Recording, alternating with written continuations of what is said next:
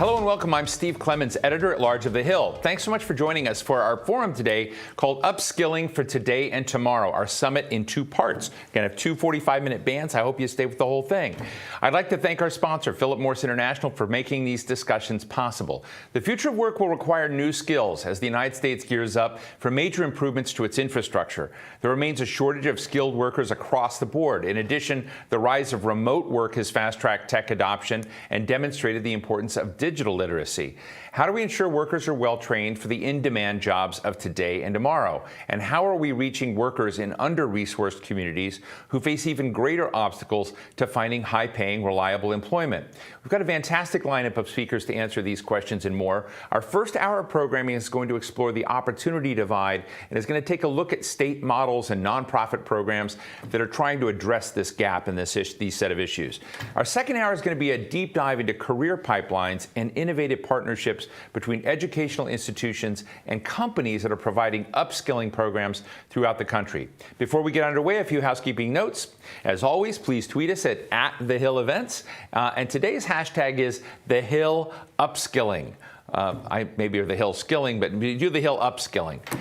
As with any broadcast, we may experience problems with our live stream, and I hope we don't, but just push refresh on the page. We're going to be taking your questions throughout the program and look forward to those as well.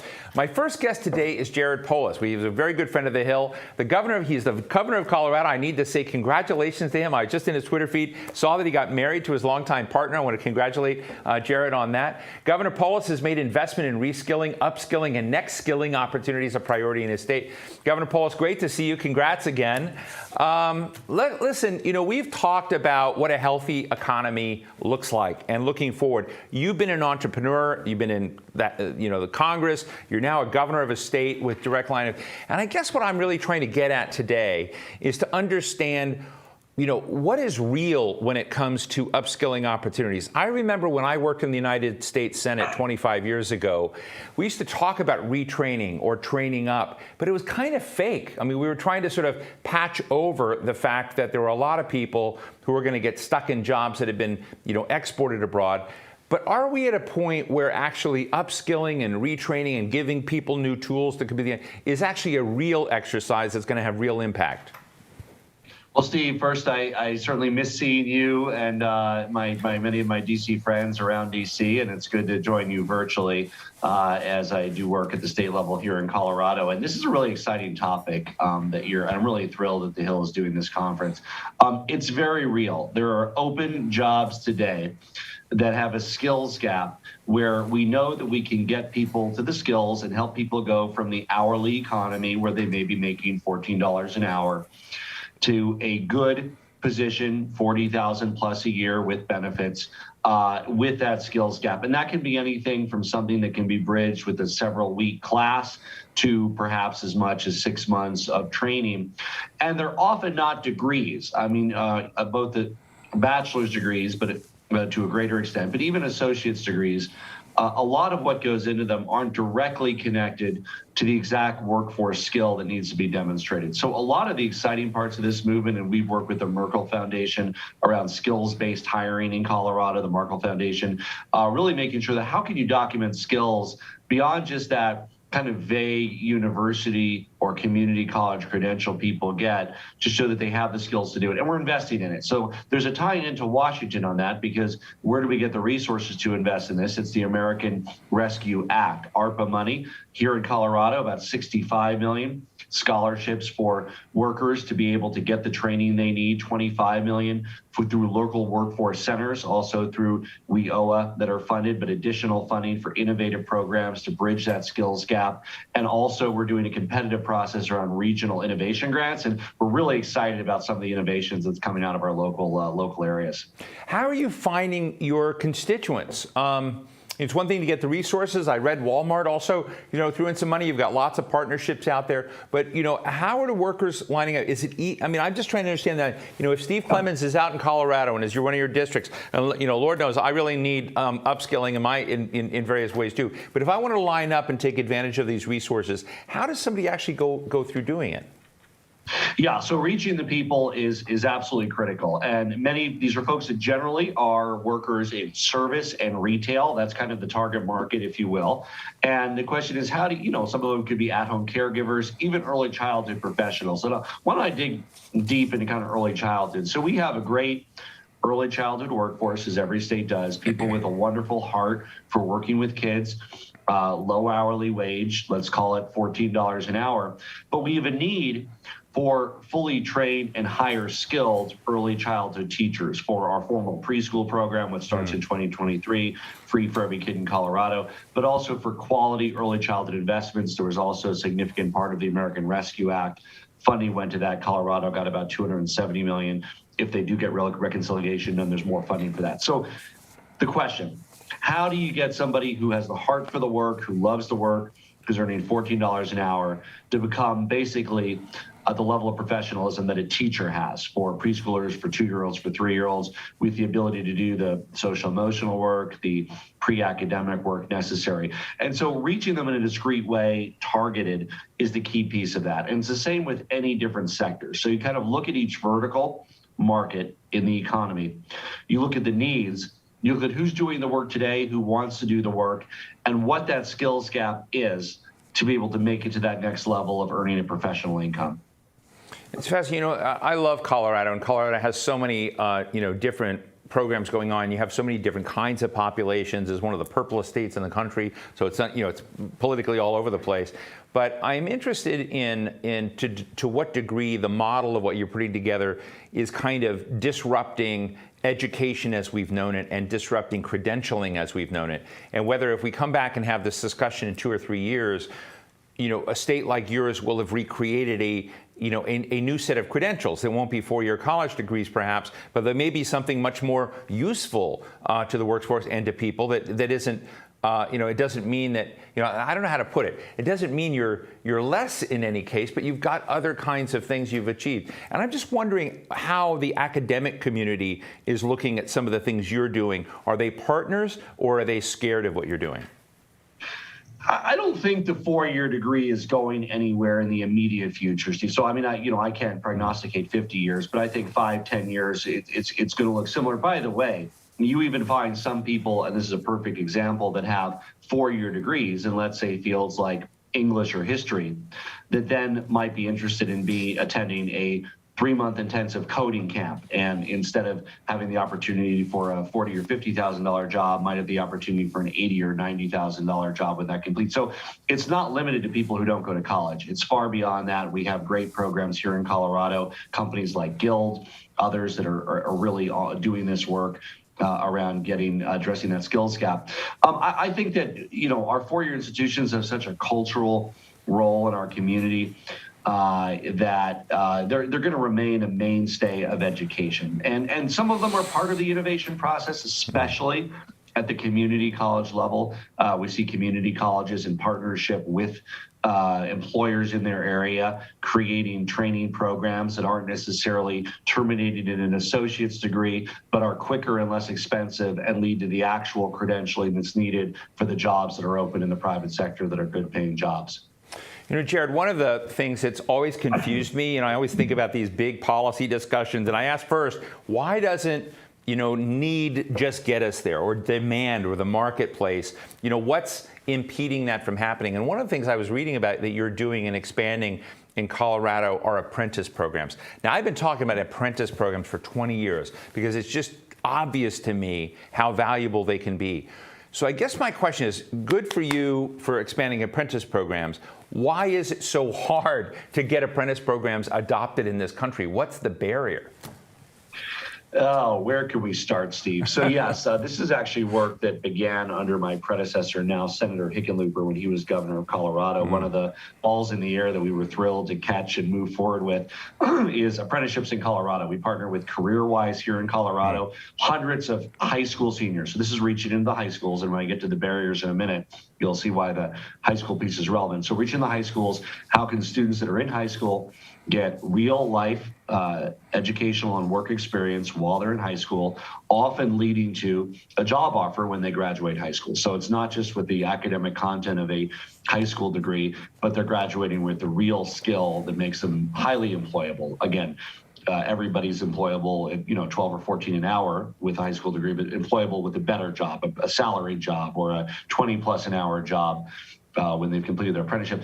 The barriers are mostly the different fiefs that have been created artificially in which this world operates. So there's a K-12 sphere.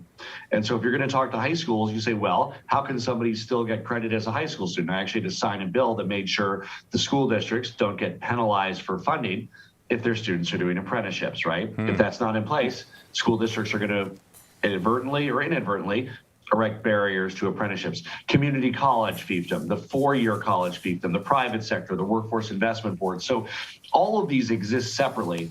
And the key leadership role at the state level, and even more granular at the local level, is really trying to identify where there are disincentives in the system that prevent these kind of common sense programs that prepare people better for the workforce from occurring. That's fascinating. Another question I have is, if you were here hanging out in D.C., you would be with your colleagues debating the size of the reconciliation bill, what was infrastructure and not an infrastructure, and I'm sure you'd be a big part of that. And you're a former businessman, I want to remind people, so you see a lot of this from different dimensions. As a governor, what do you want to see in the way that particularly the reconciliation bill is handled? What do you need to see in it? Not just the size and numbers, but what are the elements that really matter in terms of impacting your state and your constituents? And I'd love to hear how you think we can make the debate we're having here smarter than it is today. Yeah, as an implementer on the ground, and I think many governors and mayors feel this way, give us the flexibility to make the investment work, right? So if you have a category of investment, let's call it early childhood investment, and I'm very excited about that part of the work around preschool for more kids, quality childcare, set the broad parameters of the goals, and then let us on the ground implement that in a way that is the most efficient as possible in our states. So let's give our states the ability and the flexibility to make whatever investment you're doing, infrastructure, early childhood education, healthcare, to make it work. That's great. And we're taking questions from the audience, Governor. We have a good question from Zach. Zach?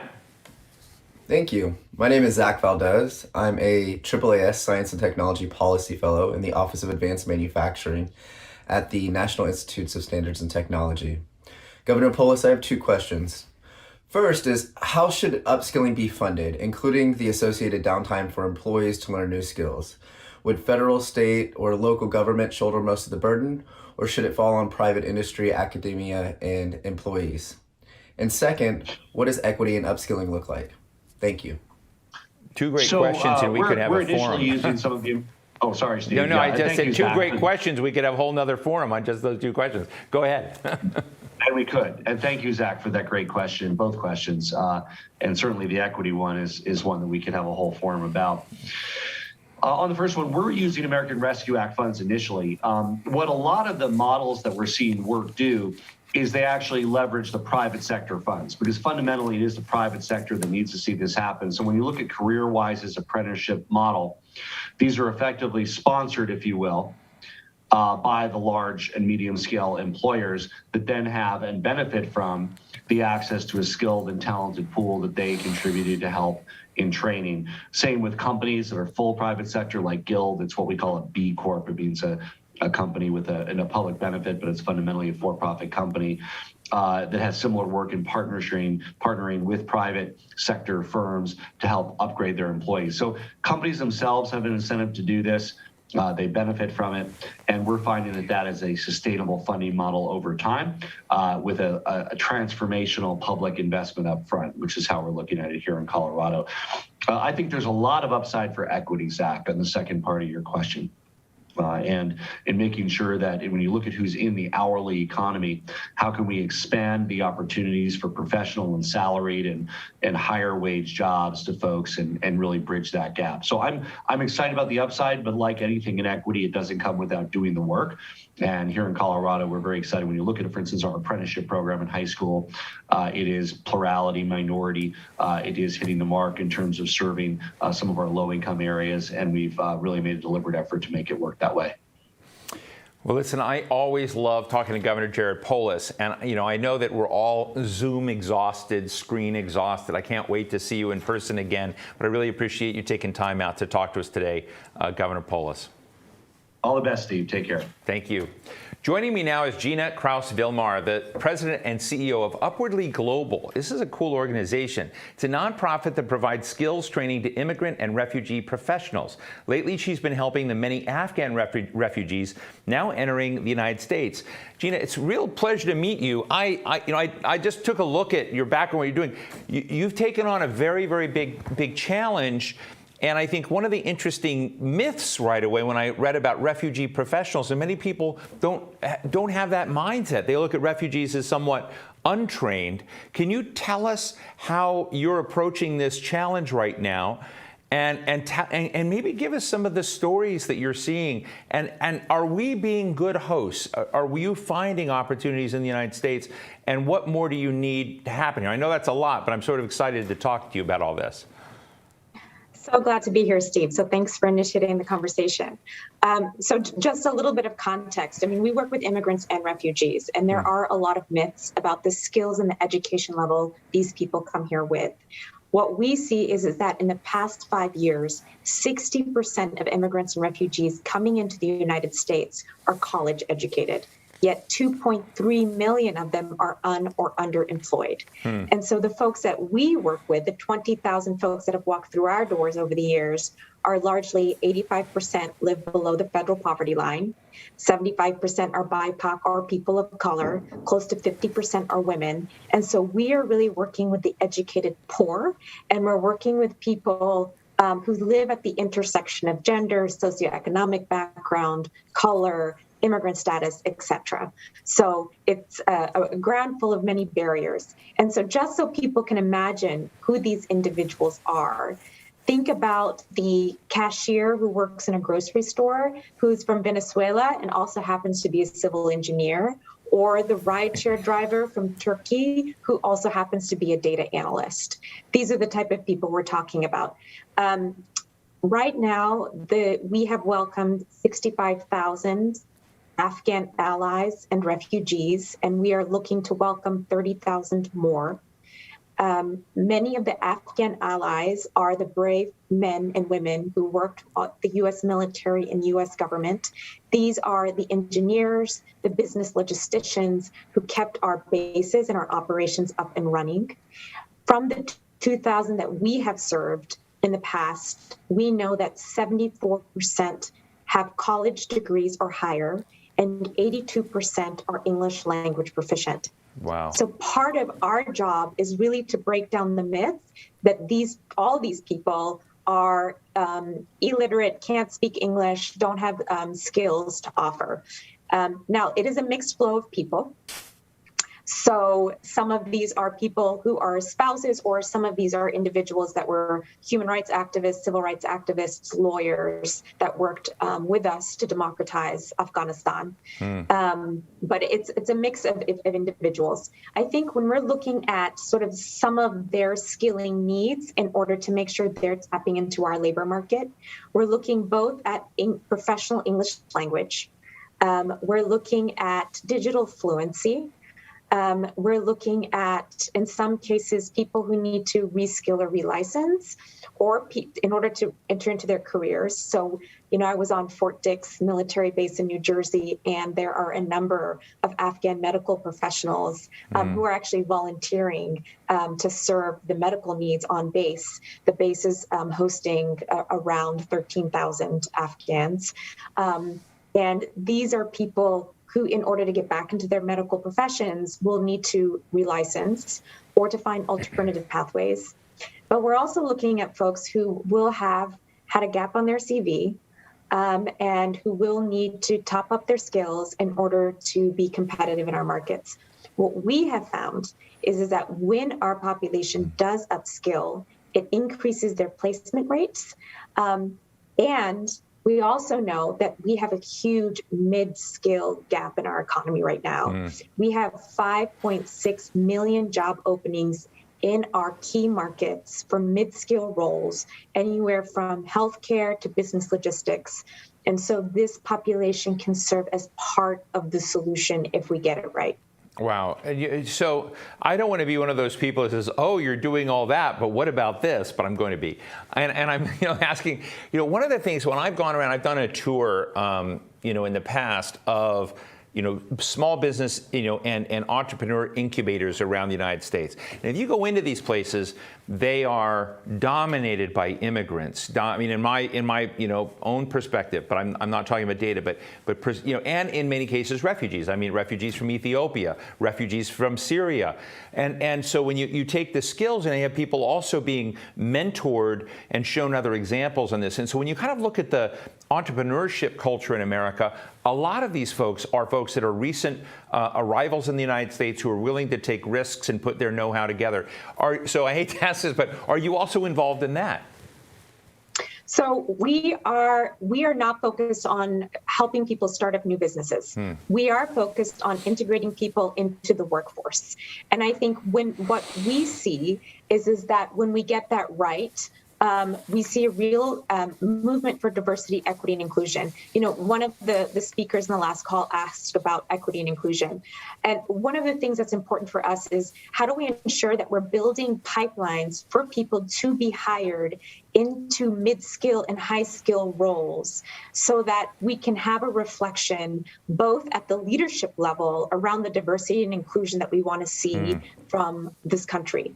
And the reason why this is important is because we know that from other nonprofit programs that really help talent from diverse backgrounds get into entry-level roles, that there's sometimes only a 30% retention rate after a year to 2 years because these individuals don't see themselves higher up in the company and they don't see themselves reflected in the corporate culture. And so if we're thinking about diversity and inclusion, not only in terms of the engine in which refugees and immigrants can spur in our economy as entrepreneurs, we also need to think about how we're tapping into this talent pool for our mid and our high school roles so that we can reimagine together what diversity and inclusion looks like at all skill levels. And I think that feels pretty meaningful for us at this time. This may be an unfair question, Gina, but I think that Afghan refugees coming to the United States, in my view, is a moral and ethical responsibility. It's also part of the DNA of this country, in my view. A lot of people disagree with me, but I'm interested in which communities are getting it right, in your view. Which are, or maybe you can bring, example forward, showing us how, the embrace of those folks coming over, helping to create that diversity, inclusion, and the upskilling among this new population in the United States. Is there any replicable example or model of where it's gone rather well that you've been involved with? Yes, and I'll talk about some of the companies. Right now we are working with 31 companies who are interested in building Afghan refugee hiring programs or expanding their veterans programs to include Afghan refugees. So, for example, we're working with Amazon right now for sort of their IT roles, right? So we're not looking at the warehouse roles. We're looking at those IT roles and building a pipeline for hiring and an entrepreneurship program that's paid to use that as a way to get people in the door and then to get them into permanent placements. I will say a number of companies are using this model. It's very much based on the returnship model, which is if people have been out of their careers for 2 years, that includes veterans, that includes dislocated workers, that includes parents who have stepped away for childcare reasons, but that also includes our population who have a gap or period of time on their CV that hasn't been filled. Then they're also looking at how are you providing returnships for 3 to 6 months that are paid and using that as a platform to then get permanent placements into the company. So we've seen that with Amazon. We've seen that with Cummins. Microsoft is doing something interesting with us as well. They have invested heavily in reskilling and upskilling programs around technology, anywhere from AI cloud-based learning to project management. And they're also now creating this career connector, which is a platform to allow for these underrepresented groups, including our community, to have sort of this concierge recruitment service where employers make a commitment to interview people who have received certifications with those programs. And that's really important because oftentimes we say people like this are not plug and play. They're not plug and play for very specific reasons, not only because of bias and assumptions also amongst employers in terms of who's work authorized, what skills people bring, and how to interpret their skills if they have a degree and work experience from another country, but also because we know that if you're thinking about entry level at the mid-scale, we need to create access points. And so I think what we're seeing is companies really stepping up in terms of how they're thinking about returnships, how they're thinking of on-ramps, how they're thinking about these career connectors to create access. And we're seeing success there. I'll just give you an example of an Afghan colleague that we have. He was an IT specialist in Afghanistan. He brought his wife and his 1-year-old daughter here. He was working 3 jobs as a rideshare driver, delivering groceries. And he was working 18-hour days, 6 days a week to put food on the table. He upskilled into a PMP program, a project management program, and is now working as a business analyst for a large Fortune 500 tech company. So that's just an example of when we meet people where they are, recognize that they have skills to contribute, and then give them access and opportunity, what they can be contributing back. We also have a wonderful Afghan doctor in California who is now working as a professor at UC Davis in public health. So just to help people reimagine like what these people can do to contribute, but also how businesses can step up to really start helping out. Hey, thank you, Gina. I have a quick question from Destiny in Los Angeles, and she asks, is the federal government doing anything to help you? And then the other question is, she asked, is anybody trying to stop you? So I think one of the challenges right now is with the Afghan flow that's coming in, what we are not seeing in the conversation is how to help set people up with employment services to get jobs. The conversation is understandably focused on housing and immediate needs, as well as getting people processed. It's a huge processing exercise. But our message is it takes somebody six to 18 months to find a thriving wage professional job. And so we really need to start starting to think early. And I will tell you, I said I was on Fort Dix Base. They are bringing in a busload of folks every hour on the hour. People are coming. Some of them have been in transit for 10 days, many with just the clothes on their backs, some without shoes, children who haven't had their diapers changed in 3 to 4 days. They don't know where they are, what time of day it is. And so some of it's just orienting themselves. But when you sit in that arrival hall and you see these people coming in, you can feel the intensity because once they realize where they are and where they've landed, the question they have for themselves is what next? And that what next is really about once we get to our final destination, how do we really start rebuilding our lives?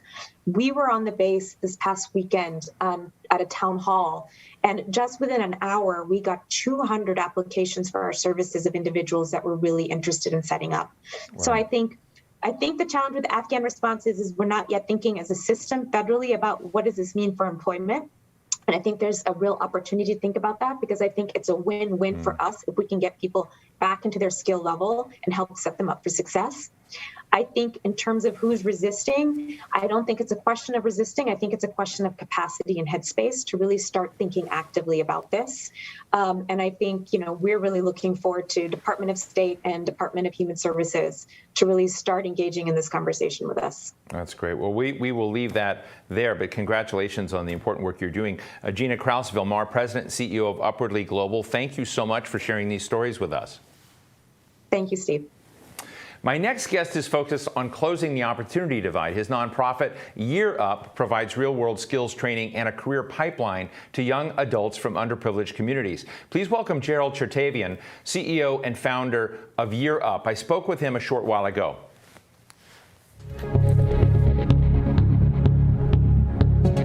Gerald, it's great to be with you. And listen, I admire so much anyone that looks at upskilling and taking, our incumbent folks and figures out how to get them on a path where they're going along with the economy as opposed to becoming victims of it. And I guess the question I want to start with is, how did our credentialing system in America become so distant and seemingly divorced from what people need to succeed in the jobs we have? That's a great question, Stephen. First of all, thanks so much for having me. It was probably 20, 30 years ago that the dominant rhetoric was that the only way you could succeed was to have a 4-year degree. And so that became built in and baked into our hiring processes, our expectations. And the challenge for that is that the one cost that's gone up more than healthcare in the past 20 years is higher education. And when you look today and say, how many folks in this country have a 4-year degree that they got between the ages of 18 and 22, the answer is only 8 out of 100 Americans. So we designed a system that actually is for the minority of folks in this country who have the privilege and the opportunity to get that 4-year degree between those ages of 18 and 22. And so we built expectations, we geared our hiring processes, and even our rhetoric, our psyche, was that you are not a kind of successful person if you don't go to 4-year college in what was thought of as traditional. The reality is today in this country, that is not traditional. It's the minority of folks who do that. Well, look, I want to get into the nuts and bolts of what Year Up is actually doing. And I want to tell our audience you have a $170 million budget. If you add that up and you look at universities, you're like several giant universities churning out and working with private sector employers to help their folks upskill. But, I guess what I want to get at is there's a stigma dimension to this question, which I've always been interested in. And the stigma that you didn't go get a 4-year degree, in a winner takes all society, that 4-year degree, that advanced degree, whatever, has been meaning very high payoffs for some, while the rest were left behind and looked down upon. I remember when Joe Biden told me in 2016, the Democratic Party had become a party of snobs. And part of what was in his mind, which he said in this on the record interview, was that sort of thing, that we were looking down on people. How do we undo the stigma part of this? Well, the first thing is we have to recognize that, I can predict, Steve, whether you're going to go to college more by your bank balance than your SAT scores. Right. So that means there's some challenge today in this country about getting a 4-year degree. So the good Lord didn't distribute intelligence by bank balance. Certainly didn't distribute it by zip code. And so we have to first ask our own selves, what perceptions, what biases may we be holding? And then say, all right, let's just say for a minute that all folks have potential talent. Now, how are we recruiting people? And I'd say 3 things you can do. Go to your company today and look at your job descriptions and reassess which ones actually need a 4-year degree to do that job. So that once you go through that exercise and really look hard, what are we trying to screen for? What competencies, what skills do they truly manifest only in that 4-year degree? So that's step 1, is go back and reassess those jobs.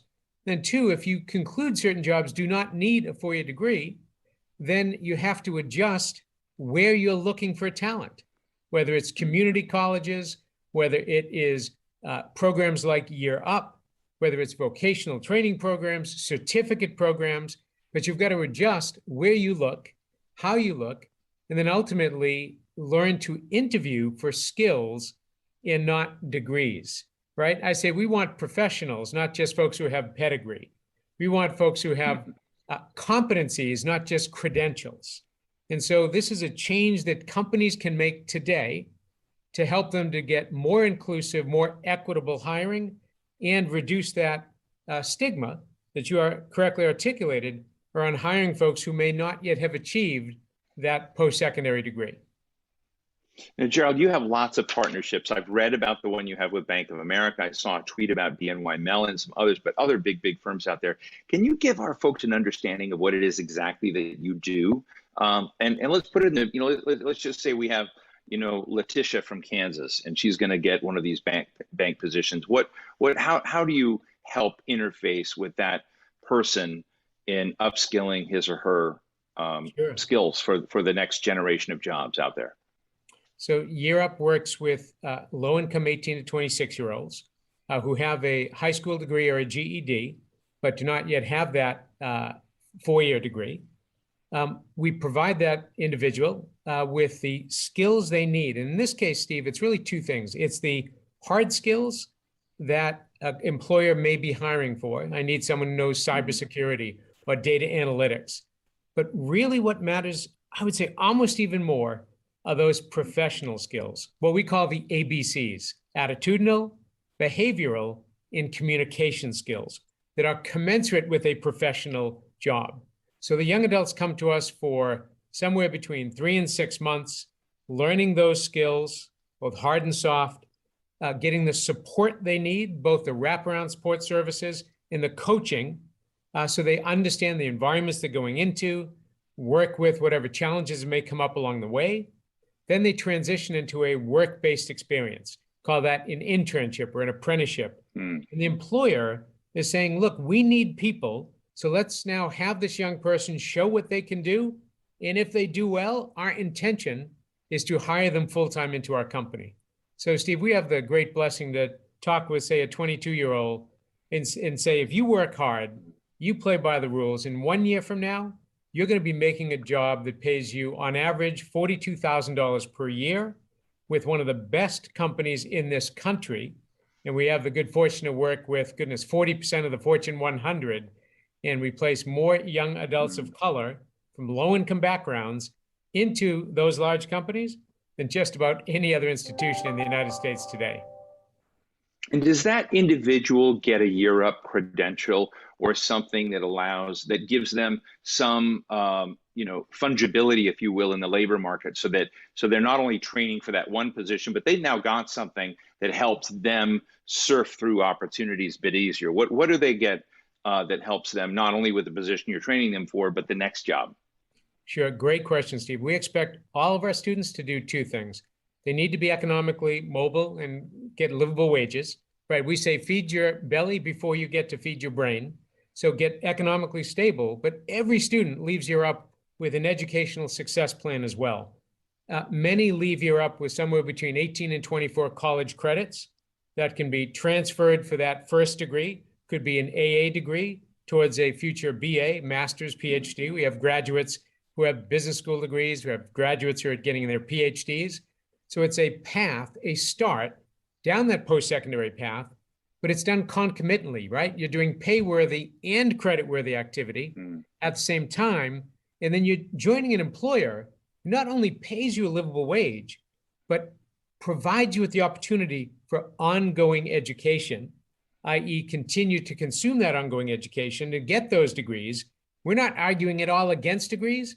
We're arguing about pragmatic paths for Americans to get the skills, the education they need, and to do so while they're taking care of themselves and their families.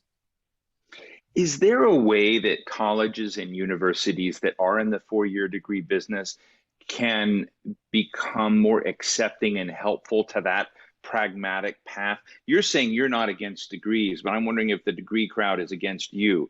Are there things they can do that open up and make that part of the experience? And I guess, I've met a lot of universities, always, fascinated by them. They're not, not one size fits all, but there are a lot of universities that think they do not need to be disrupted, that the way they've been doing things for forever is the way they're going to keep doing things. I find others very innovative and trying to do things with what you would call non-traditional students from so-called non-traditional backgrounds. I would call them just real backgrounds. But I'm interested in what you think universities and colleges should be doing that could be helpful to these people you're working with. Well, that's a great question. Many universities now are looking at ways to award credit for learning and experience you have gained in the past. So one way to take what you've learned and then say that translates into credit. There's quite a lot of colleges looking at continuing education for professionals, those who are older, who need a more flexible schedule. They're not looking to sit in English 101 course at 9:30 a.m. because they have to make money for their families. So you see colleges recognizing they have a role to play. It feels for them at times disruptive, but it is something colleges will increasingly need to look at if they are to be relevant to a majority or a mainstream of this country. Not every college is going to do that, but you will see that happening. And then specifically, you're seeing community colleges increasingly become more and more relevant as they align with the needs of business. And that's one of the things that Europe does quite a bit, is help align those employers with those community colleges and bring those two together, take that friction out of the marketplace and help them connect so those individuals can get good jobs as well. Are there costs associated with Europe and what you're doing for the student coming through? Because again, one of the other big speed bumps to folks getting educated in this country, when you kind of look at the aftermath of just staggering levels of student debt, how do you help them navigate that world? So our students earn a stipend when they're at Europe, both in the training period and that time. So they earn a stipend, they get a stipend. Yeah. They earn a stipend during that training period, and they earn a stipend during their internship. They're also earning college credits throughout the majority, if not all of that 1 year. So it's really an opportunity for students to get some income. It's certainly not a significant income, but some income to defray obviously the living costs that our students have to support. Sure. And then they're not paying for the program itself. So it's really for someone who wants to work hard, who wants to work in a professional setting, in a middle skill career to start their careers.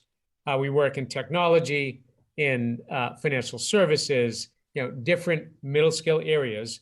But it's what young people need, right? They need to be able to eat, and they need to be able to educate themselves. And what Europe has been able to do now for 35,000 young people is give them that path to a livable wage job in this country.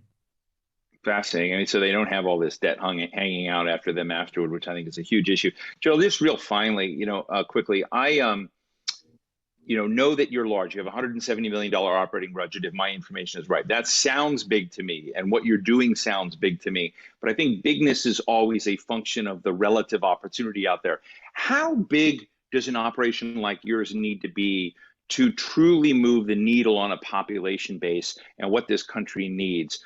Are there other groups like yours doing the same? When do you know that we've begun to address the sort of jobs and skills gap and begun to close it? Or what more resources do you need to do that? So to ultimately close what we call the opportunity divide, we have to work with some of the bigger systems. And when I say systems, I mean employers, the way in which employers go about recruiting, hiring, and advancing underrepresented talent. We're incredibly enthusiastic about a new initiative called 110.org, which is a commitment now of 56 large companies to hire 1 million Black Americans over the next 10 years, and specifically changing those practices. So reducing four-year degree requirements, proactively and deliberately recruiting from community colleges and workforce development organizations, operationalizing that at scale. So we believe if you can change those practices, the ripple effect of that, the impact of that goes beyond anything Europe could do programmatically, because their needs are measured in millions. And so ultimately, Europe is almost a wedge, proving what's possible, proving what we know works, and using that to help the biggest and best organizations to fundamentally change the way that they recruit, train, and develop individuals who have come from what has historically been underrepresented backgrounds. Well, we will have to leave it there today. It's a big subject, and I'm fascinated by it. I congratulate you on all the success you've had with people and the upskilling challenge this country has. So Gerald Chertavian, founder and CEO of Europe, thank you so much for joining us today. No, thank you so much for having me. I appreciate it.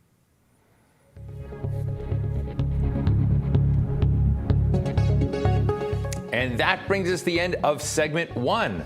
It's exciting. We have another segment coming up. We're going to take a quick break and be right back at 2 o'clock p.m. Eastern to hear more about career pipelines and innovative upskilling models. We'll meet Rachel Carlson, CEO and co-founder of Guild Education, and Senator Mike Braun of Indiana.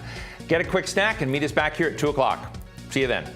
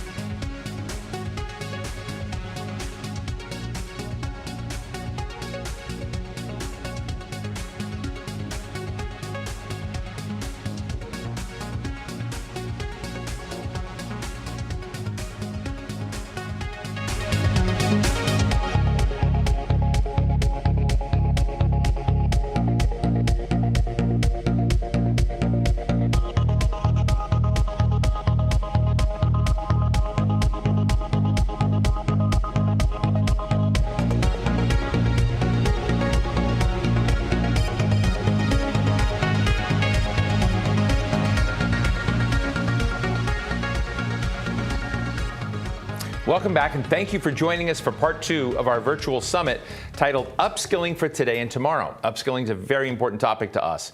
I'd like to thank our sponsor, Philip Morris International, for making this event possible. Companies need skilled workers and workers need high-paying jobs. How can we build partnerships that benefit all parties? And what does a successful education to a career pipeline look like? The second half of our program is going to attempt to answer these questions.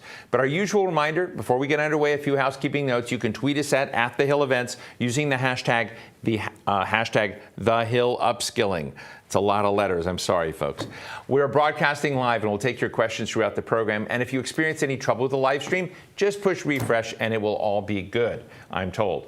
My first guest of the hour is Dr. Harry L. Williams, who serves as president and CEO of the Thurgood Marshall College Fund, the nation's largest organization exclusively representing the Black college community. Dr. Williams' work is focused on talent development, and that's very appropriate to today's topic, and he's forged new partnerships with leading Fortune 500 corporations. Dr. Williams, it's a real pleasure to have you on today. I want to ask you a question before we get into upskilling and the talent pipeline and all that, and just say, you work so hard to broaden, those opportunities for students in the Black community in historic Black colleges. At the same time, we've been talking about, is the 4-year college degree becoming obsolete? Do we need other kinds of credentialing? And do we need to create a more inclusive way so that in the workforce, that 4-year college degree doesn't become a barrier to entry to those who have not had the resources? I'd love to hear how you look at those equities and how we get it right so that we're not shorting yet again members of the community you're trying to serve, that at the moment that we begun moving to a different credentialing system, we've sort of stacked. Does that make sense? Absolutely. First of all, Steve, thank you for this opportunity to be on your program today. And I'm delighted to be able to talk to you about the Thurgood Marshall College Fund and what we do in terms of supporting our more than 300,000 students who attend our historically Black colleges and universities in this country, and predominantly Black institutions. And upskilling is very, very, very important for us in preparing our students and making sure that they are ready for those high-paying jobs. But we also recognize that there is a large part of our population where they're not going to college. They're not ready to go to college yet, and there are opportunities out there.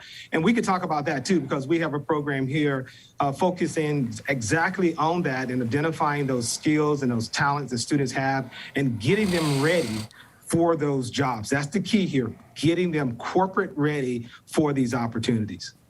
Thank you. I've been reading in your tweets that you have a program, a relationship with Wells Fargo that sounds like it's a deep program that's right in this area. Can you tell us how your partnerships work? And if I were a student in your system, how would I be benefiting from that? So, okay, great question. And Wells is an outstanding partner, and we do a lot of seminars and a lot of webinars with our partner at Wells and preparing students for conferences. For example, we are getting ready to host our annual leadership conference here in Washington, D.C. It's going to be virtual this year, and Wells Fargo is a major sponsor there. And that conference is where we identified more than 400 of our students in preparing them for opportunities to interview for jobs, to interview for internships and things of that nature. And in preparing them, we use our partners there at Wells and specifically the people who are there on the ground and getting ready for these opportunities. But let me give you another real live example of how we get our students ready for these opportunities. For example, this past weekend, we just hosted our pitch competition where we identified 10 of our schools and we worked with one of our corporate partners, Ally Bank, which is a major bank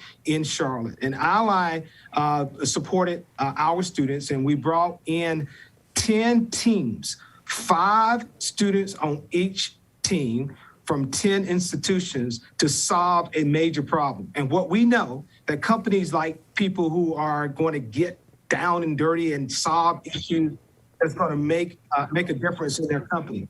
So what we have done, we have prepared these students with this opportunity and getting them ready for that and get into a competition and compete. And at the end of the process, The teams that win, they get scholarships, they get internships, and they get to know how, the real world experience and getting them prepared for that. And we just completed that event this past weekend, and we have other events like that throughout the year. We have about 15 different pitch competitions with a wide variety of corporations. And the key here is allowing the corporations to see the talent that we have on our campuses and allowing the students to get a sense of what corporate is looking for in students that eventually will end up in some of those top jobs. Well, let me just invite myself to one of those in the future. If you ever do one like in the D.C. area at a historically black college university, I would love to go and see that. I would think it'd be fascinating.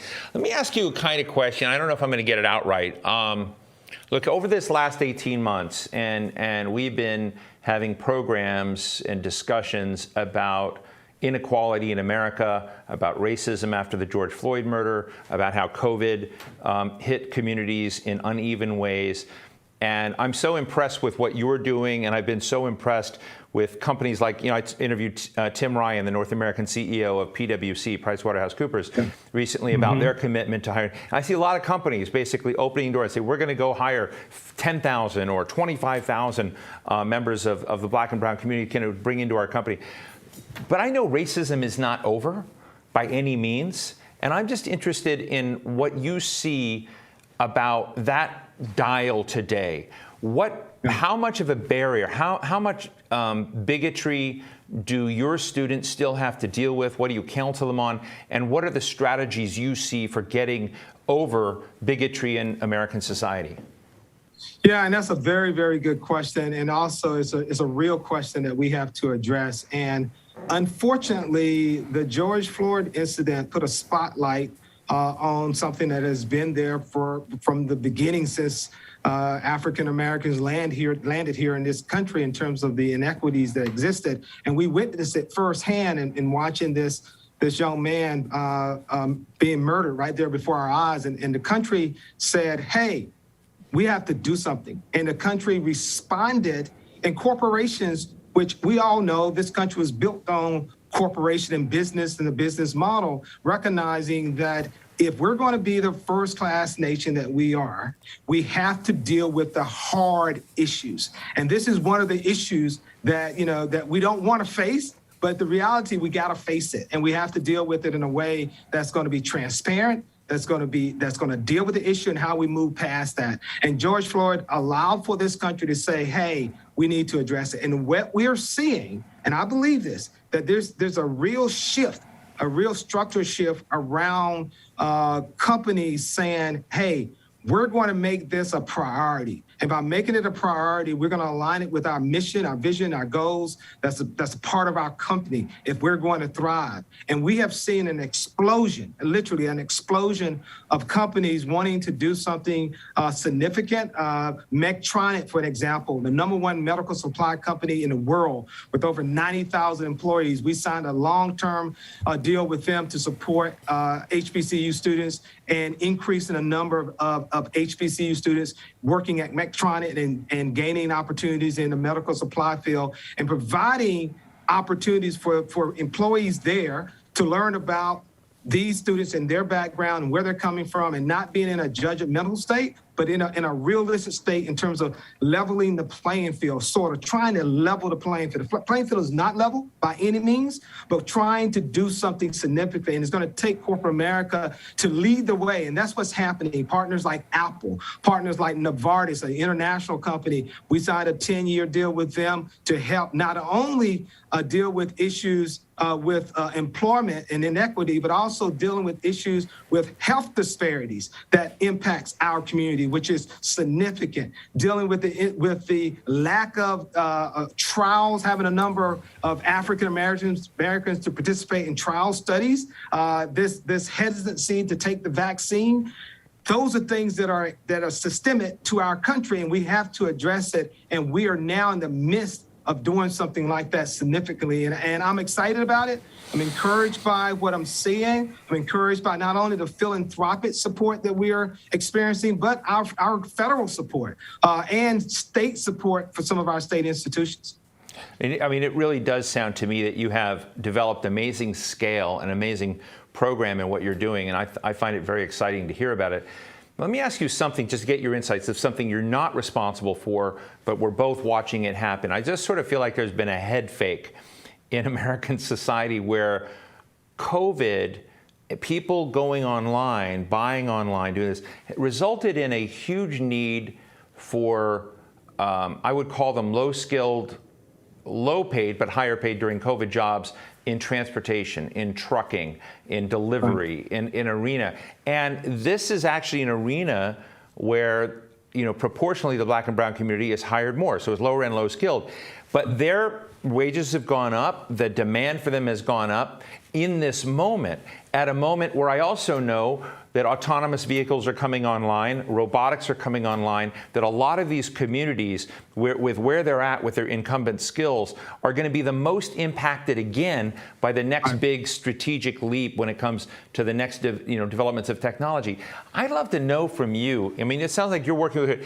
What do we do when that happens? Because you're going to have yet again, I can just see it coming down the pike. How do we make upskilling with that community work in a way that's credible? I tell you, one of the things that we are looking at that, and we're actually addressing it very strategically. If you go to our website, we just announced the National Black Talent Bank, and that is a program that we're developing that will address exactly what you just outlined here, where we are working with corporate partners that are not necessarily looking for those who have a 4-year degree, but they're looking for those skilled workers who come in with talent and development and get them on the career path or a leadership track, but making sure they have the tools that's necessary that will get them there. So what we are planning with our National Black Talent Bank in identifying those corporations throughout America and in certain communities, in certain major pockets where there are big, large opportunities, large companies, and providing these individuals a alternative pathway. For an example, when you're a senior in high school and you're trying to figure out what would be my next step, we have built this thing in our country where college 4-year degree indicates success. Well, you don't necessarily have to have a 4-year degree to be successful. There are a lot of people without degrees who are extremely successful and taking care of their families and doing really, really well. But they have to get on the right pathway in order for that to happen. So making sure that they have variety of pathways to get them where they need to be. For example, in our community, there's been this thing. If you don't go to college, you go to the military. That's exactly the other pathway, or you get a job. But now what we want people to know, that say, hey, if you want to go to the military, fine, but there's another pathway here because we have a partnership with a corporation or a company that's looking for specific skilled workers to do a specific task. And we're going to get you ready for that. So part of our training and preparation and identifying those, and we have this bank that will allow companies to come in and say, hey, we're looking for diversity. We're looking to diversify our community in a way that provide talent. And TMCF will have those students in that bank that will allow, and we've been able to vet them, provide them with the tools that we use in preparing students for corporate jobs and opportunities. And that's one of the things I think, Steve, that is a game changer in all of this, because you're right. We have to have alternative pathways to get people for those major jobs that are out there that may not necessarily require a 4-year degree. Well, listen, this is great. Where are you based now? We're based right here in Washington, D.C. We need to get together. I want to continue this conversation, see you in person one of these days. Dr. Harry Williams, President and CEO of the Thurgood Marshall College Fund. Thanks so much for joining us today. This was terrific. Thank you. Thank you. My next guest is the first female president to lead Miami-Dade College. And if any of you watch my shows, Miami-Dade College is one of my favorite institutions in this country. As President Madeline Pumariega, excuse me, Madam President, has been focused on working with leading employers and tailoring programs to build a talent pipeline. I've been down there. It's also hosted more people running for president of the United States in both parties than any others. It's one of these really cool catch-all places, but I want you to tell the story, Madam President, and I'm going to get Pumariega right. My apologies. But how are you today? And tell us a little bit about the role that Miami-Dade is playing right now in helping the talent pipeline get stacked with people that have these skills in the so-called upskill track. So great to be with you this afternoon. You know, Miami-Dade College is democracy's college. We are that pipeline, that economic pipeline for so many in our community who come looking for that American dream, that they get their start at Miami-Dade College, and whether it's preparing them to transfer to one of our state universities or it's preparing them to work. We are that economic engine for our community. And what the pandemic has really done is accelerate the future of work. We probably thought we had 2025 or maybe 2030 for what the future of work would look like. And what we've seen with the acceleration of technology and innovation during the pandemic, the future of work is now. And so preparing our students for what they need, the skill sets that they need to be competitive in this job market, and work with companies to upskill their employees. As we moved to remote working, so did the private sector, as the public sector did. And some of those jobs won't ever come back. And if they do, they'll come back with certainly much more of a focus on technology and AI and cloud computing, those kinds of innovative technologies that are leading the way for our economic recovery and for jobs of the future. I'd love to talk a little bit more about cloud computing and AI and what you're doing and the partnerships you have. And I'll tell my audience that when I was down at Miami-Dade, I was really fascinated to just see how robust the partnerships. It's not the typical community college. I mean, you have science programs, you have big science grants, and you have a National Science Foundation grant in part helping you to develop a curriculum in the AI space. Can you tell us a little more about that? Sure. You know, I really think AI is going to change the way that we learn, the way that we work, live, play, travel. And instead of looking at it from a perspective of computer science, we're really looking at it from an interdisciplinary approach. That means that our students in healthcare programs need to know AI and what happens with AI and data science. We know that our teachers do as well as the students pursuing engineering and STEM careers. So we've partnered with SoftBank and created a data science operator school for entrepreneurs in our ecosystem to come in and upskill on data science. Our bachelors of applied science in data science and analytics. The companies are coming in to hire our students before they even complete the program. And then we've launched a great partnership with IBM, who invested more than $10 million in providing software support and expertise in our initiative, AI for All. And you see that also with additional investments from the National Science Foundation and other US DOE programs that we have. But I think what's really critical is the partners, the industry partners that are coming in. For example, Amazon Web Services really helped us launch our cloud computing program so that it met their needs.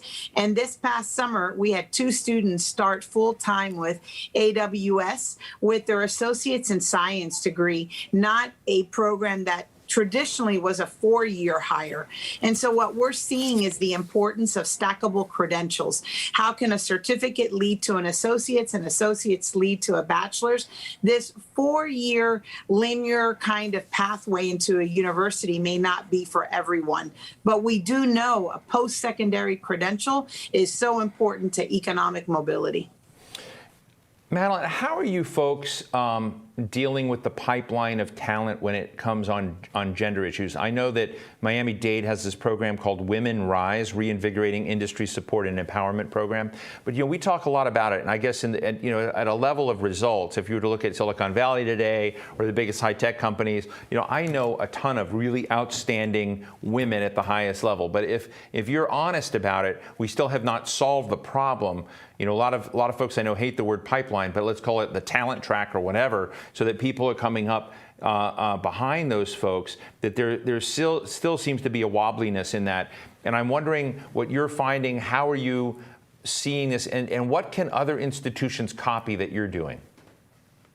So I think, talent is the new economic currency.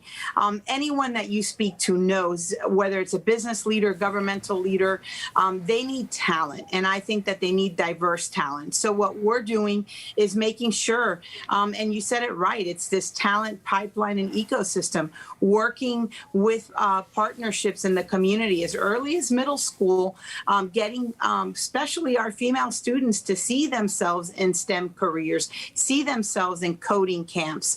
Our cybersecurity program, I'm so proud of them. They've just competed in a national competition and went from the 6th spot to the number 2 spot, but the number 1 spot in terms of individual competition, it was one of our female students, Amy Reyes. And we see that time and time again. I think representation matters. We have to have faculty that represent women in technology, and we do that. Our leadership team does, and the partnerships that we have with our community partners and business leaders do as well. In terms of the rise, it's that intentionality of making sure that our female students, which 57% of students enrolled at Miami-Dade College are women, that they have the real-time support that they need to excel in math and science courses, that they have access to paid internships so that they can have that real work experience along their peers and along their male colleagues, if you will. So I do think it needs intentional design and support. It needs strong partnerships and linkages. It really does need to start early in terms of partnerships with our K-12 leaders and schools, and then making sure that while they're at Miami-Dade College, we're building those pathways and the opportunities to compete and excel, not only locally, but nationally as well. Let me squeeze in a last quick question from Nancy here, who's asking an interesting question about ageism. And there's going to be this big infrastructure bill that comes down. The infrastructure bill is probably going to have some significant amount of worker retraining money that goes out into the system to help people do it. But there's kind of a bias. We're always talking about young workers. I know Miami-Dade College trains and educates people across the age spectrum. Is there an age problem that we think about? Can our elder workers that have a lot of experience, also be upskilled? Absolutely. I think leveling up, the kids love to say leveling up in gaming, and I think we all have to level up. That includes us and our workforce. As you said, the average age at Miami-Dade College is 26. And I can tell you here in Florida, we passed House Bill 1507. The Speaker, Chris Sprowls, really led this, and it was modernizing the workforce system so that everyone has access to upskill while they're at work or if they're looking for a new position. And I think streamlining that's going to be important, and then working with business leaders to make sure they're investing in their workforce by working with colleges, and especially with us at Miami-Dade College, to help upskill and level up the incumbent workforce. Fascinating. Well, listen, Madeline Pumariega, how's that, Pumariega? Thank you so much for joining us today. I really look forward to meeting you in person at Miami-Dade. I have really find it such a fascinating, I don't know what to call it, a smorgasbord of interesting educational opportunities and what you're doing. So thank you so much for joining us today. Thank you, and please come visit us. Joining me now is Anthony Hughes, the co-founder and CEO of Tech Elevator, an educational platform designed to support the rapid acquisition of highly sought-after skills in the tech sector. Anthony, it's a pleasure to be with you. Look, I sort of feel like, we're talking about, I wish I'd talked to you about 2 years ago, like at the beginning, before you started. You've already accomplished so much in this area, and we're just catching up to learn about what you're doing. Why don't you share with our audience what you've been able to achieve in a remarkably short period of time on this upskilling challenge? Yeah, thanks, Steve. I appreciate it. I run a company and founded a company called Tech Elevator, and we are an intensive training provider that teaches individuals with no background in technology at all to become software developers. We do that in 14 weeks, and we place individuals into jobs in technology, and we're incredibly proud about the outcomes that we have. There are a number of people doing some variant of this. I actually come from an economic development background, so despite this accent, I'm actually living and I've lived in Cleveland, Ohio for the last 20 years or so, and worked in economic development. I just saw firsthand just the lack of digital literacy in the community that we are in. And saw a lot of folks in the community sort of struggling to think about how we reinvented or how we reinvent the future of this community. And so got into the sort of reskilling game, if you will, to help close that digital divide and help drive greater digital literacy in our community. That's incredible. Now, you've talked about something called the Great American Reskill, and when you talked about doing development, were you doing development internationally and now you brought that home? I don't know the story there. Or were you always doing development like, in the middle of America? And I have to say, if you were, it's a really interesting decision because America, has a little bit of hubris problem where it doesn't really think it needed to be developed. So I have an interesting story. I didn't parachute into Cleveland and bring global economic development sort of tactics to Cleveland. I actually relocated or moved to Cleveland, Ohio for a job, met a girl, got married, and became an adopted son of the city. And I just felt, various different sort of career changes. I ended up in economic development. I worked for an organization called Jumpstart, which invested in early stage technology companies. And my job was to build a mentoring program for up and coming entrepreneurs. And it was while I was doing that I realized that we couldn't build a future forward economy if we didn't have the digital literacy. And so I studied best practices actually domestically around the country and found some promising up and coming models in California and New York, and then adapted those models to meet the needs of Cleveland, Ohio. Now, that was 5 years ago. Tech Elevator is a much larger company, and we're having impact on the national level. We have, physical locations in 6 cities. We have a program that we call National Live Remote, where we're educating hundreds and hundreds of people around the country, placing them into jobs in technology. But we're proud, we're proud Clevelanders, and we're happy to be taking success in economic development in Cleveland and translating it into communities around the country, as well as on a national basis through online programs as well.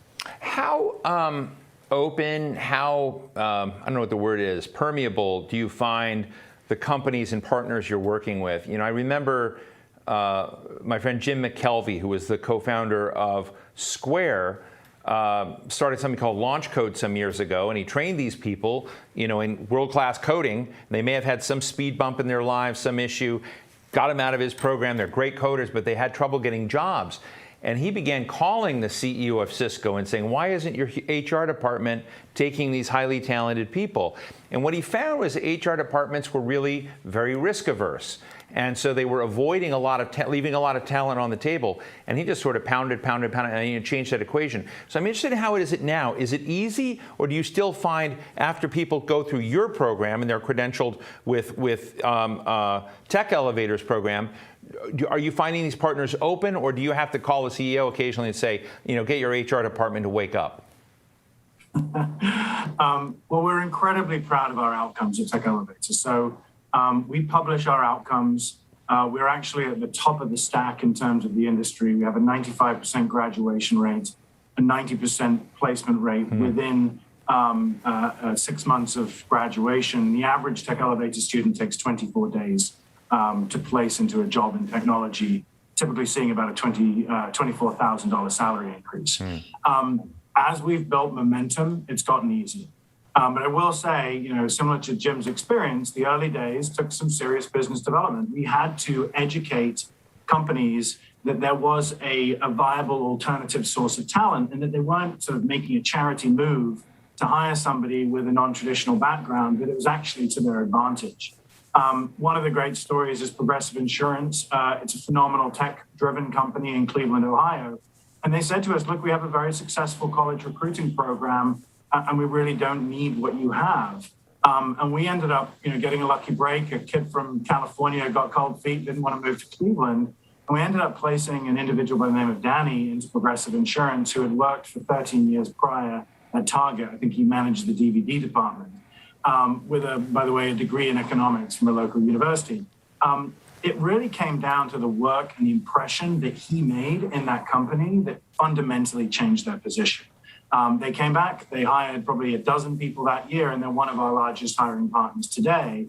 And they've actually found that this is a source of talent that is incredibly driven, highly growth-oriented, grateful for the opportunity, and is actually advancing, in some cases, faster than traditional computer science degrees as well.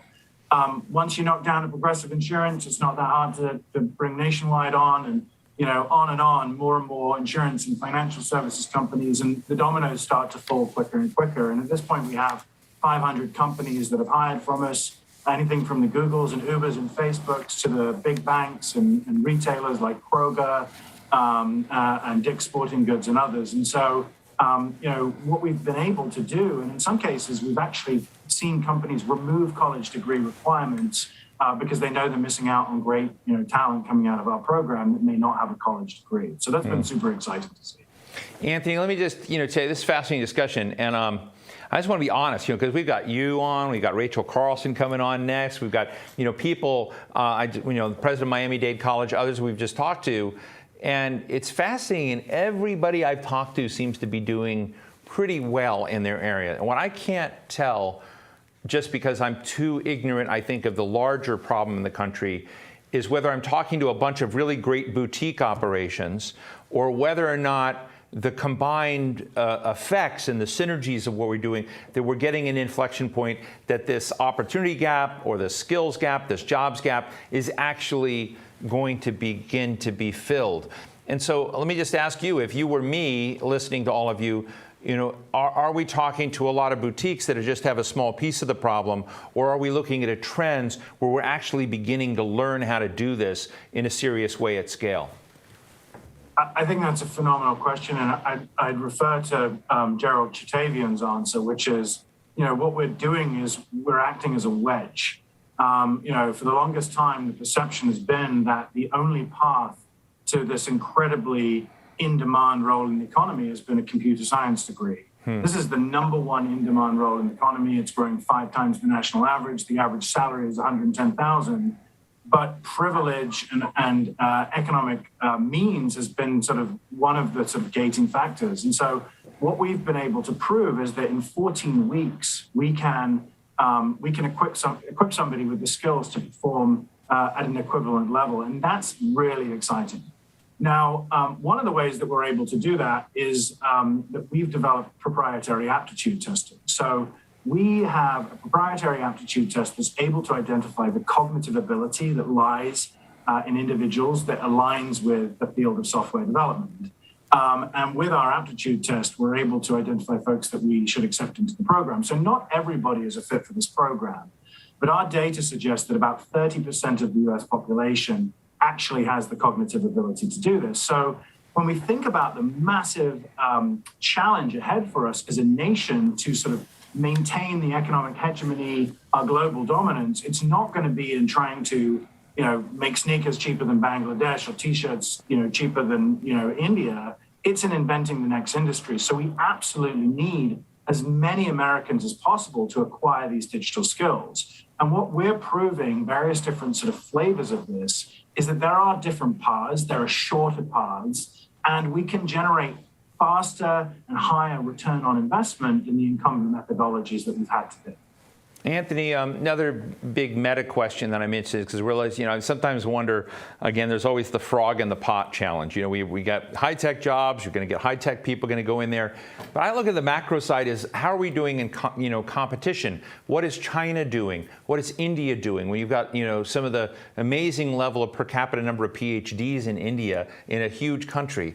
And so I'm interested in whether or not we are, as we go through this, positioned well, as you see it in the long run, to be very competitive. When you look at patents, when you look at the kind of health of the high-tech sector, and that, I have to say it looks a little worrisome to me. Yeah, I think it is worrisome, and that's always a healthy sort of motivator for Americans. What's China doing? What's India doing? The fact of the matter is both of those countries are producing more computer science degrees than the US is today. We have about 1.2 million open computing jobs in the US right now. and will produce about 100,000 computer science degrees. Wow. The fact of the matter is they're ahead of the game. I think I even read that Poland is exceeding this right now. But the good news is that these methods, these alternative skilling paths are proving that we don't just have to beef up our computer science enrollment to be able to compete, because that's going to take a long time to catch up. We actually have the cognitive ability and the reskilling methodologies to catch up faster. And that's a good thing, because when you consider that the average Tech Elevator graduate is seeing a $24,000 salary lift after just 14 weeks, this is not just good for American competitiveness, but it's good for economic inclusion as well. These participants in our program, they're the same consumers of roads and bridges and schools and hospitals who are probably net consumers of the public purse.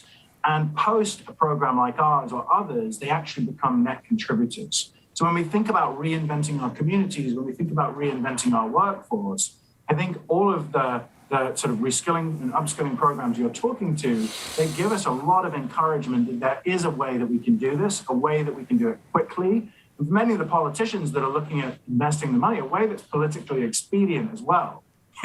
Within an election term, I can actually disburse an investment in workforce and see a return in my term and maybe get elected on the back of it. So it's encouraging for everybody.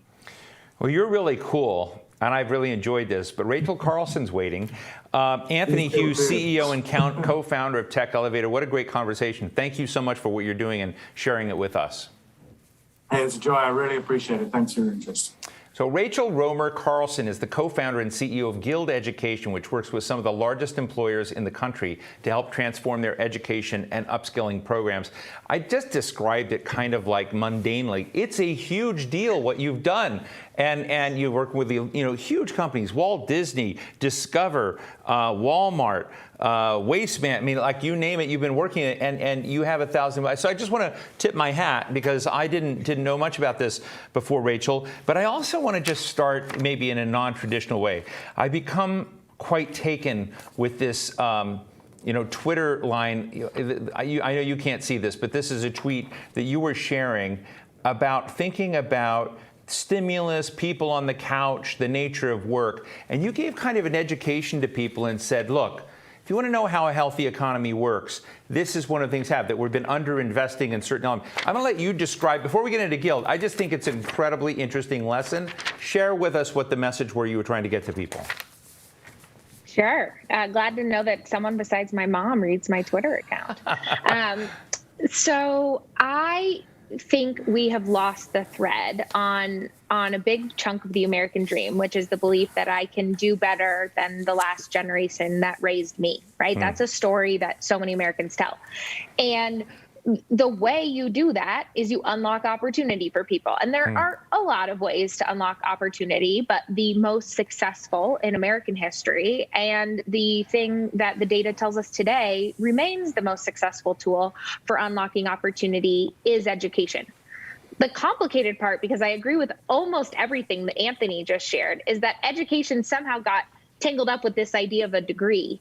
And we need to be talking about the deliverance of skills to workers. And that may come with a degree or a credential or something else, but how are we making skills widely accessible to folks? And we're actually seeing that workers care about that at such a strong form and fashion that it is now the thing that millennials and Gen Z are saying they look for most from their employers. And it's the thing that's driving new behavior to get some people back to work. And I think, the thing I took issue with, if I remember that thread correctly, is I don't buy that all these folks are sitting on the couch waiting for their stimulus to dry up. The people we talk to are the 4 million working moms who don't have safe childcare still 18 months into COVID, the boomers who got put out of the workforce because they don't have the technical skills anymore. Those are the populations that I think we should be talking about. I couldn't agree more, and I'm so happy that you raised that, because it's an area, I often think about, who are we not reaching? If you're going to talk about diversity, inclusion, you're going to look across the board. A lot of people have become essentially depressed about being in this. They pulled themselves out, and they're waiting for circumstances to change.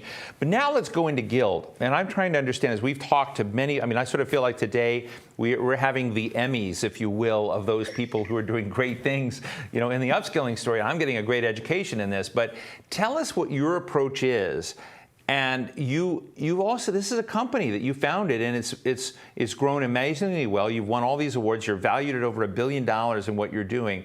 If you can tell us, what's the secret sauce of how you're doing it, and what should other players in this? Because I asked Anthony earlier, I said, I'm wondering if I'm talking to a bunch of boutiques, or am I talking to companies and organizations that are getting set scale in this time, that we're actually going to begin to solve some of these gaps that we have with skills and jobs? It's so interesting you said scale. That's why we exist. So I spent my time, after spending some time in Washington, I had the joy of being on the 2008 Obama campaign, and then as a peon of sorts in the White House, where I got to learn a lot. I'm not sure I contributed much. I spent some time across the U.S. in our higher ed systems, primarily in two-year colleges. And what I saw was time and time again, we were poorly serving the new normal learner, right? These two-year schools and many of our four-year schools were set up to serve an 18-year-old who's going to go to school full-time. Classes are 80% between 10 a.m. and 2 p.m., which is when America works. There wasn't childcare, and there wasn't connection to career. Folks felt like they were doing high school 2.0, being put in gen ed courses that had nothing to do, by the way, with the job they had. And 70% of the students had jobs, and they were trying to find this connection between jobs and their work. And so I wrote a big research plan tied to Guild, worked on it with folks across Stanford School of Ed and a variety of the other faculty members. But we almost started it as a nonprofit.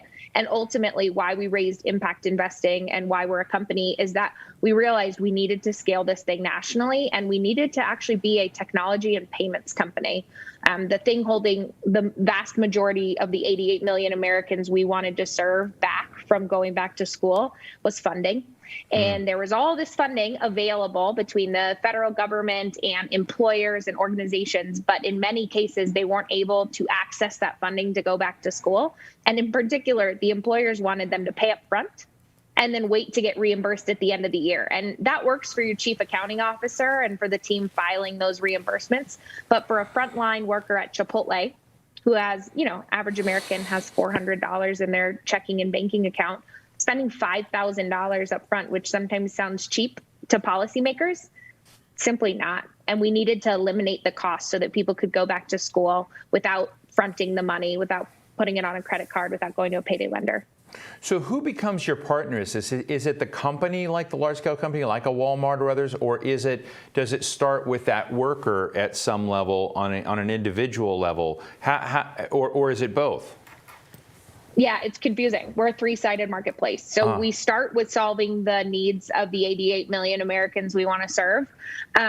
We then spent a bunch of time with the universities and learning providers who are now one side of our marketplace. And what they told us was that the main thing holding them back from connecting with the workforce that they wanted to serve was actually the acquisition, the marketing, the digital advertising. And I don't think I'm teaching you anything to say that there's 2 or 3 companies that make all the money in digital advertising in America. But the shocking fact is that higher ed is often their largest industry. And they're making on average $5,000 for a bachelor's degree student and $15,000 in marketing costs per master's degree student. And so when you help good public and nonprofit universities no longer have to spend all of that money to meet the student they want to serve, they suddenly have a surplus of funds. And so the way our business model works is they take that savings that no longer goes to digital marketing and advertising, and they spend it to lower the cost of tuition, right? So they bring costs down. They pay for all of our technology, payments, and coaching services for the student. And then they keep some themselves to invest in what those public institutions often do best, which is instruction and curriculum. So the employers are our partners. They get a lot of press, and people often think of them as our client, but they're not. They're a partner, and we're paid by the nonprofit and public institutions we work with. It's a really, really fascinating model. As you work with these, universities and colleges, and you said you were with 2-year programs, as I see it, there's a lot of innovation of what they're trying to do to, get people credentials. And we were just talking to the president of Miami-Dade College about stacked credentials. I've interviewed the CEO of AT&T before about, the nano degree that they have internally. Every employee inside AT&T from whatever level, gets a certain basic skill set, and that hopefully that nano degree goes on their Vita and they can use it in other ways. So I guess, are you seeing any I don't know how to put it, any patterns where what looks uncomfortable to some who don't know this arena well, 4-year college degrees at these Ivy League or top-end schools, grabbing a certain portion of the marketplace and as being the goal that was imposed, stigma for everyone else that didn't go do that. Are you seeing healthy patterns in your company develop that we're going to be able to celebrate and say, this is smart, this is nimble, this is pragmatic, and these people are living fulfilling lives that they want to? I don't know how to put it any other way than that, but I'd love to hear the competition to that other model. I love this topic. So when I was studying in grad school under Dr. Eric Bettinger, he taught us about this idea that higher ed is this confusing combination of skills and signal. And we really can't tell the difference, right? When someone hires a graduate of Harvard, are they hiring them because of the skills we know they acquired, or because of the signal of Harvard's degree, or some combination? And what the labor data tells us is that traditionally in the US, all of the economic value only arrives when you get that credential, when you can display that signal. What we are doing at Guild and seeing the data start to come to fruition is that when you bring employers and learning partners together to the conversation of what is in this skill, what are the competencies, what is the learner learning, you start to see the learners grab economic value as they're learning, which is what one would expect, right? If you've completed a year of college, you've learned a year of skills.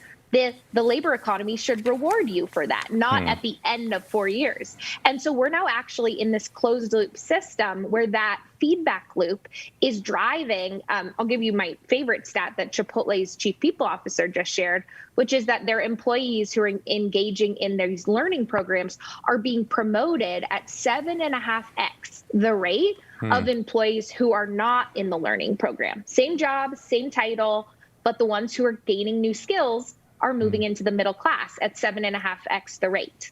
And so we see similar data when we look at it on a demographic basis amongst our Black talent that are getting promoted at a significantly higher rate than Black talent not in learning programs. So when we talk about these issues of economic mobility and diversity and equity and inclusion, we're finally seeing the data that if we help a frontline worker understand their skills, they can move up the economic ladder before or in spite of whether they do or don't have a degree, so long as they can communicate those skills. Rachel, just finally, we've got Senator Mike Braun is going to join us here in a minute. And I love that you described yourself as one time a peon in the Obama White House doing this and others. And now you're running this giant company, fixing America's problems. Let me just ask you in just a friendly way, you know the policy crowd, members of government, folks in the administration. What's the biggest blind spot they have from a policy perspective about the sort of work you're doing? I'm sure there's a gap between what you're doing in the private sector, your partners, and how the policy world sees it. What would be the biggest thing that would help them to orient themselves better than they are now? Yeah, fun question. Two things. First, I think for too long, we have measured universities on the wrong things. You look at IPEDS, which is the federal data set, and we're big supporters of the bipartisan College Transparency Act. But we have to have transparency across all of our schools and what they're providing. In particular, we still have too many senators, too many policymakers, and too many think tanks who want to measure schools based on how much we pay faculty. And in business, you don't measure anything based on inputs. Inputs are relevant, but only as indicators of outputs.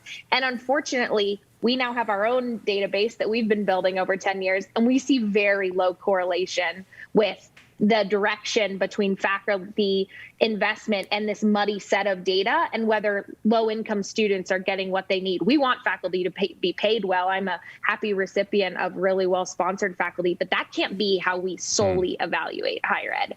Part two would be this idea of helping employers align incentives. Unfortunately, I think there is a movement afoot of saying, hey, we need the one group to spend more, and I am a believer of putting more funding behind the college dollars that are available to the American workforce, so big supporter of the Free College Initiative. But if we do that in a way that disincentivizes employers to fund, we're leaving $60 billion. behind, because that's how much employers are spending today. And so if you can instead align the incentives of the private sector to continue funding their workforce, you actually get to lift what is available to fund skills in higher ed for our workforce by $60 billion. Wow, it's incredible.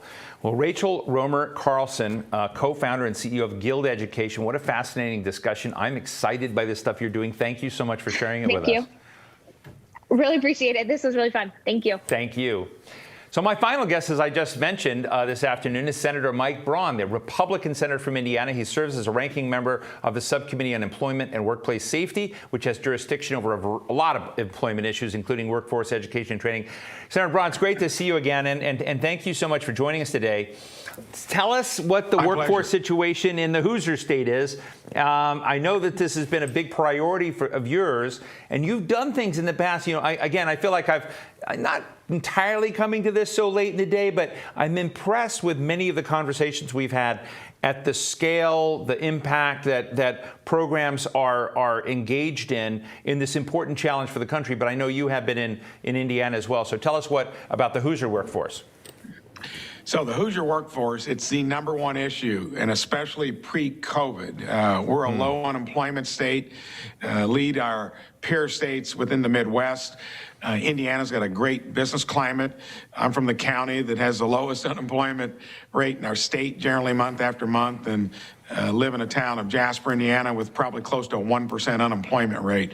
Full of entrepreneurs, getting properly trained people into the jobs, never have any issue with 4-year degrees. We ship twice as many of them out of the state as we use in the state. But my special perspective, Main Street entrepreneur, had a business that's grown 20% on the average every year for 40 years. Employment's pretty linear with sales. It's always been a challenge. And I served on our local school board for 10 years, from 04 to 14, and then went to our state legislature for 3 years, was on the education committee one of those 3 years until I started talking too forcefully about higher education giving more than lip service to CTE and changing curricula to reflect what we as employers need. Needless to say, I was off the education committee that next year I was in the state legislature. That's when I decided to run for Senate. It, along with rural broadband, affordable housing, are the 3 big issues I hear about all the time. COVID has put it into a new level of challenge. When you got bureaucratic governmental things that kind of usurp, take over the dynamic, it's made this a lot harder for small businesses, especially, than what it needed to be. So I'm worried that now that we're right back getting on our feet, most businesses have done great keeping their employees and their customers safe.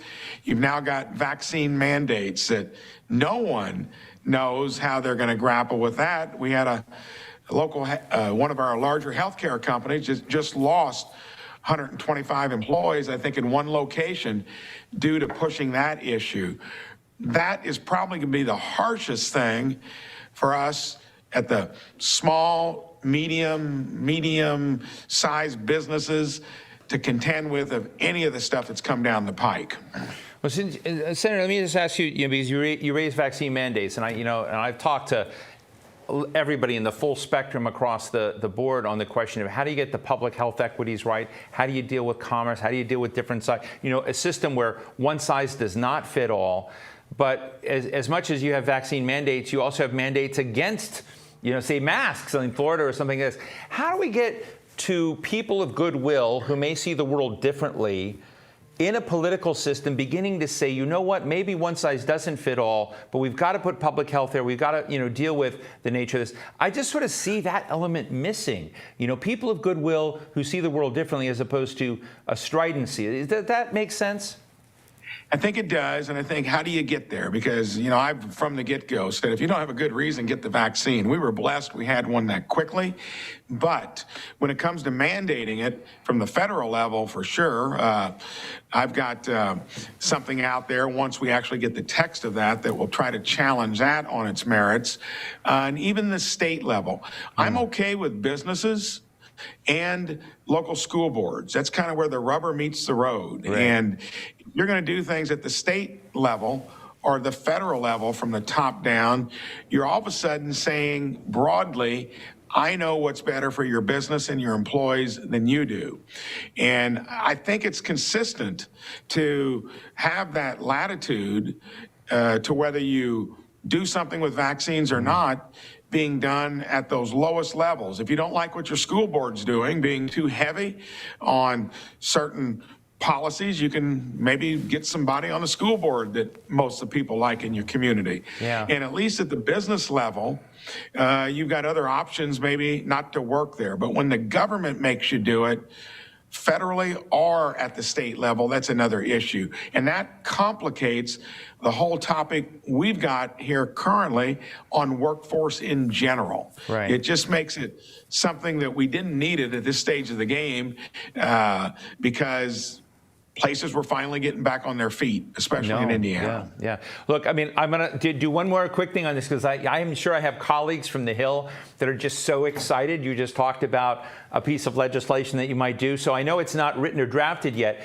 but can you share with us, flirt with us a little bit on what some elements of that might be? Senator Sullivan and I are going to do a Congressional Review Act of that vaccine mandate when it's released in text and fleshed out. In other words, we're going to look to see if that in fact was in order. We talked about it today at our lunch, and you're going to have all other kinds of probably court action that looks at, can this happen? I think they feel confident that, at least in the short run, they may be able to enforce it through OSHA. I think there's going to be, of any of the stuff that's been done, federal employees would be one thing. But when we've been trying to help small businesses, by the way, defined up to 500 employees, did the CARES Act, the PPP to help them, and now we've lowered the threshold to 100 employees. That's 93,000 businesses that get thrown into the mix that wouldn't be there if we had kept the threshold at 500. It's going to cause a lot of scrapping, and I think of anything that's happened in the COVID saga, that more than anything is going to create a dust up and be counterproductive. Extended unemployment benefits, almost any business owner was grappling with that. Those disappeared in a couple weeks ago, and now you have this, which will be far worse than that. Let me ask you a question, Senator, about the construct of the business ecosystem in your district. I'm so intrigued that you have the lowest unemployment levels in your state. And so when I'm thinking about it, I've been pondering in my head, what does that mean? In a way, it means you're so tight, things are going well. But as we're talking about upskilling in this coming strategic leap in which automation comes in, 5G comes in, new robotics, so just the evolution of what happened, there'll be displacement effects. And I guess my tough question to you is, how do you take your community, which is doing so well, and still get it to anticipate adaptation? And so that the adaptation gets absorbed, that people get, into that and remain. So I guess I'm asking you an unfair question because I don't think it's necessarily a policy question, but it is kind of an eco-culture question. It is, and that adaptation or accepting change and finding out how to benefit from it is something that any good company does, especially on the revenue side. And many companies now have got that all down well, but they're trying to adapt to how do you get, I resigned as CEO of the company I ran for nearly 40 years. 3 of my 4 kids run it now, and a good young executive team. But our issue is more with inputs and labor. A third of our employees are truck drivers. That's at the worst end of the scale when it's trying to get people staffed. And you adapt, in my opinion, by having that culture that tries to address it at the grassroots level. And we, Senator Hickenlooper and I, did a subcommittee hearing on the very subject today. And I made it clear that high school curricula needs to be the place where we start teaching life skills. When I went to high school, you could take an industrial arts class, you could learn to weld, you could get in a wood or metal shop. Many of the rural schools are doing that again. And part of the issue on workforce in terms of culture is from your state boards of education that generally still give lip service, along with stigmatizing that journey of learning from middle school through high school, what your options are other than borrowing $100,000, and that would be getting by cheaply through a public university. Yeah. And half of the people that get don't make it through the end line of that journey, and 1/3 of the half that does gets a degree that doesn't have a market. We got to get better at fixing that at the high school level through curriculum and through guidance counselors, and to where state boards of education buy into it, as much as businesses now are doing it through apprenticeships, and state governments are trying to do it through certificates and degrees. I think it has to get more basic. That's the culture we're trying to build at the grassroots level where I'm from. Look, I want to squeeze in two more quickies. One from our public that has a great question for you. But I'm so intrigued. I've interviewed John Hoeven before, one of your colleagues, Joe Manchin before. And the interesting thing about these guys is that they were former governors. And so a former governor who became a U.S. senator is interesting. They have a certain view of the world. But I'm also interested in people who were former CEOs, and what you came in. When you kind of, Joe Biden, of course, was in the Senate for a long time, not a former CEO. But when you kind of look at that experience of having worked run a company, been at the helm to kind of look at the different things, what are the gaps in understanding that your colleagues have with that experience that you bring to the U.S. Senate? So interesting kind of tiers of who would have the best perspective there. CEOs would have a lot better perspective than governors. Most governors have come through the world of politics, so they're trying to interpret what the needs are on the street. Governors would have a lot better understanding than only somebody that's been in Congress or the Senate. So, and I think that's whenever we try to put policy together on this subject, I'm really apprehensive about doing much of it from here, because education is the bailiwick of local and state governments.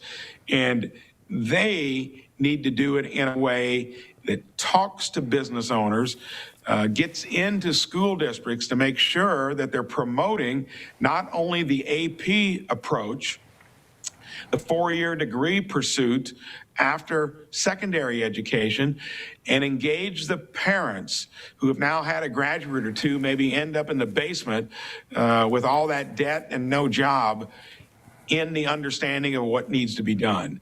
That is simply understanding your market like you would a CEO to drive sales. But sadly, for most companies now, your inputs may be a bigger challenge, especially labor, than growing revenue sources. And I always look to the basics, the bottom up. It costs less, it works better, and that's what governors need to do, and especially senators and congressmen that have done neither of the two. Well, fascinating. We have to have you back. I'm going to have a question here from Tina. Tina? I'm Tina Wojner, the program manager with WEMA, the Water and Wastewater Equipment Manufacturers Association. We're a trade association based in Leesburg, Virginia, and we represent the manufacturers of water treatment technology. My question is, how do we change the perception of positions that don't require a 4-year college degree? We currently have many good yet unfilled jobs in our industry, and there are others in other segments of our economy. This is particularly challenging as our workforce is also retiring, what many call the gray tsunami. Thank you for that, Tina. Did you hear that okay, Senator? Why don't you paraphrase it a little Well, bit? I think heard most paraphrase of it. is, I mean, to get to the bottom line, you know, she basically is, how can we change the perceptions of physicians that where a four-year college degree isn't required? It really comes to this question of flexibility, if you will, but there's also the question of stigma. If you don't have the four-year degree, are you looked at as seriously by our community? I'd be interested in your thoughts as well. I'm going to give you the two ends of the spectrum, and I've referred to them already. Your state boards of education, we've got somebody that is also commissioner of higher education. We have for so long put people on that pathway without talking about any of where the job openings are, high demand, high wage. That is going to probably be harder to get them to turn their attention in a real way to what we need. I think parents are the stakeholders that probably are more concerned as their kids get into middle school, especially into high school, now that they've had graduates that got a degree not marketable. They need to be looked at as well and engaged in the process. And I think that's where, through your local school boards, traveling Indiana, I pledge to visit all 92 counties each year. It is interesting how the rural school districts who have to work harder to attract industry in the first place are starting to reinstitute wood and metal shops, industrial arts, learning how to weld, maybe a life skills course that would be beneficial for whatever you do after you get out of high school. That's the grassroots of convincing how you fix it on one end, because I feel that higher ed is so bought into the mantra that if it's not a four-year degree, you're not going to be successful. It may take longer for them to get to buy in to where we converge in the middle, having everything working in sync. Senator Mike Braun, I wish we could talk for like 2 more hours. I'm sure you want to escape, but it's just fascinating conversation. Would love to keep this up. I'll say hi when I see you over in the Capitol next time. But I want to thank you, Senator Mike Braun of Indiana, talking to us about Hoosiers and so much more, ranking member of the Senate Help Committee, Subcommittee on Employment and Workforce. Thanks so much for joining us today. It's my pleasure to do so. Well, that brings us to the end of our program today. Wow, what a great set of conversations. A big thank you to Philip Morris International for its support and to all of you attendees who watched all of this. For any of you who missed these conversations, we'll have this video up from the event up on our website shortly. I'm Steve Clemons. Be well.